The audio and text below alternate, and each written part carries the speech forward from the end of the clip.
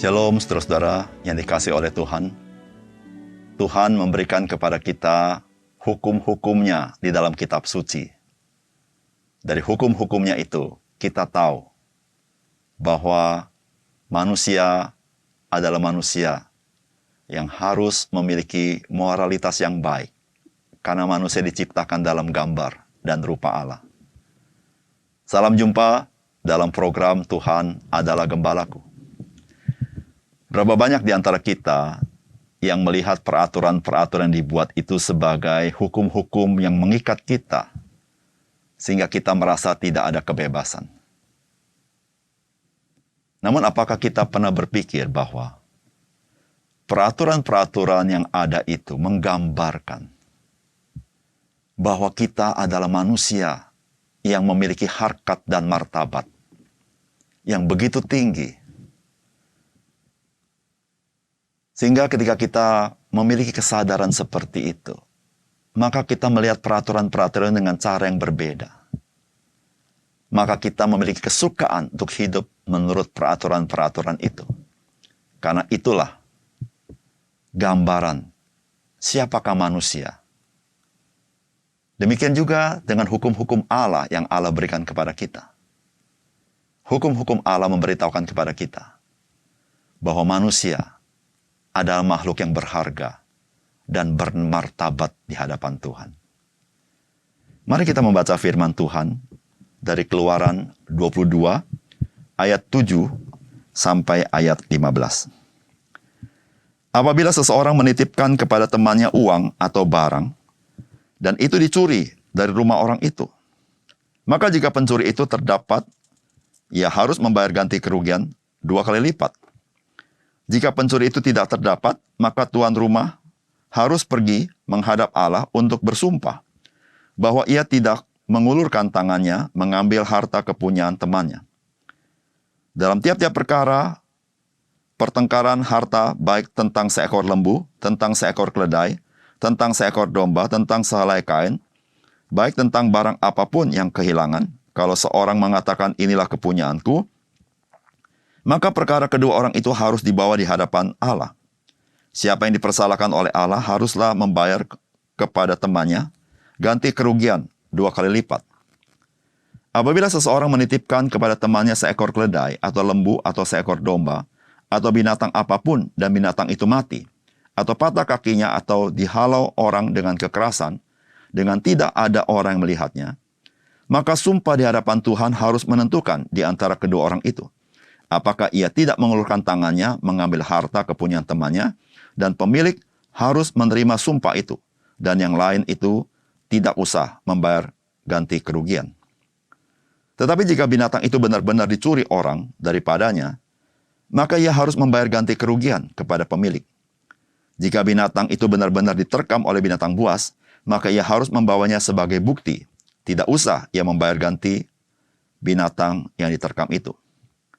Apabila seseorang meminjam seekor binatang dari temannya, dan binatang itu patah kakinya atau mati, ketika pemiliknya tidak ada di situ, maka ia harus membayar ganti kerugian sepenuhnya. Tetapi jika pemiliknya ada di situ, maka tidak usahlah ia membayar ganti kerugian. Jika binatang itu disewa, maka kerugian itu telah termasuk dalam sewa. Saudara yang dikasihi oleh Tuhan, relasi kita dengan manusia lain dapat mengekspresikan siapakah kita. Tentu bukan hal-hal yang lahiriah yang diekspresikan, karena yang hal lahiriah dapat dilihat. Namun sesungguhnya dapat mengekspresikan apa yang ada di dalam batin kita melalui perilaku dan tutur kata kita. Tuhan ingin kita sebagai orang percaya memiliki batin yang manunggal kepada Tuhan, yaitu batin yang takut akan Tuhan.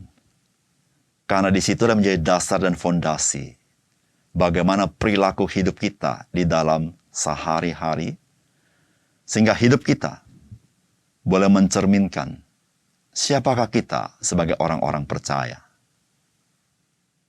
Apakah pesan firman Tuhan dari bagian firman Tuhan yang kita baca pada hari ini. Yang pertama, kita harus belajar menghargai kepercayaan yang orang lain berikan kepada kita. Karena kepercayaan orang lain kepada kita adalah kehormatan bagi kita. Ayat 7 dan 8 berkata, apabila seseorang menitipkan kepada temannya uang atau barang, dan itu dicuri dari rumah orang itu, maka jika pencuri itu terdapat, ia harus membayar ganti kerugian 2 kali lipat.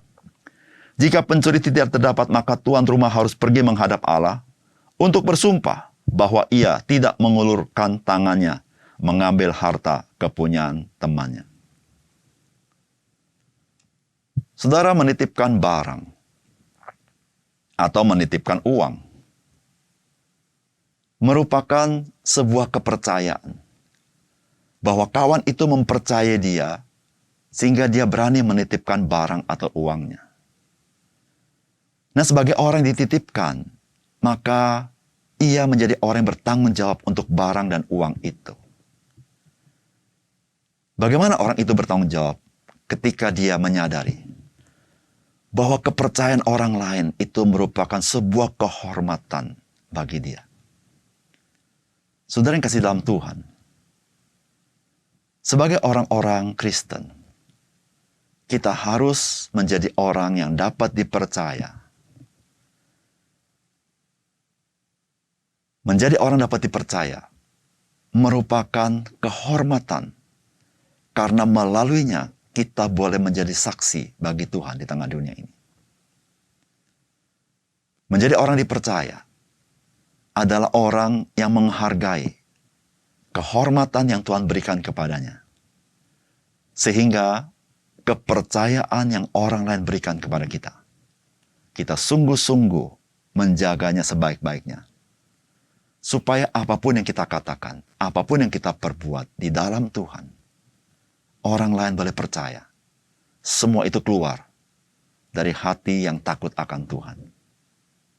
Oleh karena itu, marilah kita menjaga kepercayaan orang lain dengan penuh hormat, supaya nama Tuhan dipermuliakan. Yang kedua,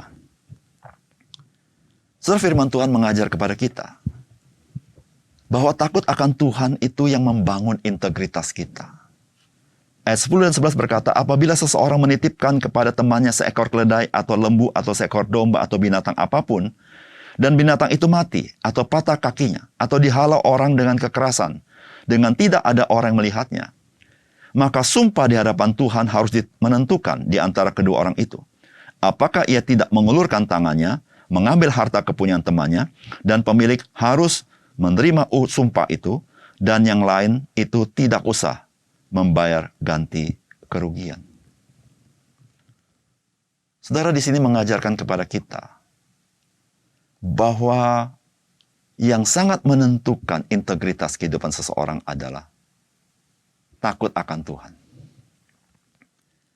Saudara, dengan takut akan Tuhan, maka orang di dalam kebenaran berani bersumpah di hadapan Tuhan. Namun ketika seseorang tidak punya takut akan Tuhan, segala sesuatu yang dia perbuat sebagaimana dia ingin perbuat. Dia dapat menipu orang lain. Namun, ketika saudara dan saya mengenal Tuhan dan takut akan Tuhan, maka saudara dan saya akan berkata sebagaimana seharusnya yang kita katakan, sebagaimana kebenaran yang kita ketahui, tanpa ditambah dan dikurangi, atau tanpa dusta atau membohongi. Oleh karena itu, saudara, marilah kita menjaga hati yang takut akan Tuhan.